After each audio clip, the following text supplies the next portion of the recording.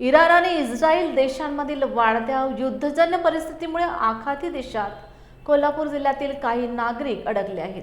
त्यांच्या सुरक्षिततेसाठी आणि मदतीसाठी सर्व यंत्रणा सतर्क असल्याची माहिती पालकमंत्री प्रकाश आंबेडकर यांनी दिली।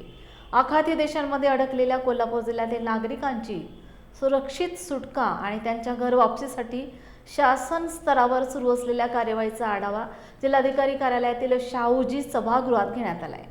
जिल्हा प्रशासनाच्या हेल्पलाईनशी संपर्क साधून त्यांची माहिती द्यावी असे आवाहन आंबेडकर यांनी केले आहे।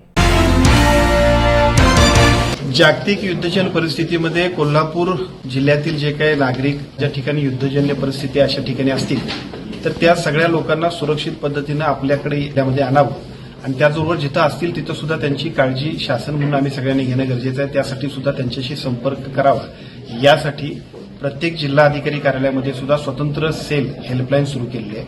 आज या ठिकाणी कोल्हापूर जिल्ह्यातल्या हेल्पलाईनचा आणि स्वतंत्र सेलचा सुद्धा आपण आढावा घेतला। एकूण जिल्ह्यामध्ये जे काही एकूण बाहेर संपर्क आपल्याशी ज्यांचा झाला असे एकूण 207 आमचे सर्व कोल्हापूर जिल्ह्यातील नागरिक नोकरीनिमित्त पर्यटनाच्या निमित्तानं बाहेरच्या देशामध्ये जिथे युद्धजन्य परिस्थिती आहे तिथं आहेत, परंतु त्यातले साधारणतः 23 आतापर्यंत परत आलेत।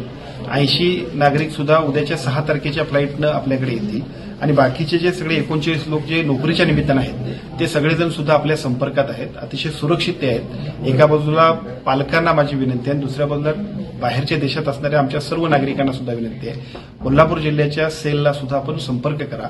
जिथं जिथं आवश्यकता वाटेल तिथं संपूर्ण सहकार्य करण्याची जबाबदारी केंद्र शासन, राज्य शासनाची आणि जिल्हा स्तरावरती सुद्धा आम्हा सर्वांची आहे। आम्ही सर्वजण त्या सगळ्यासाठी सज्ज आहोत।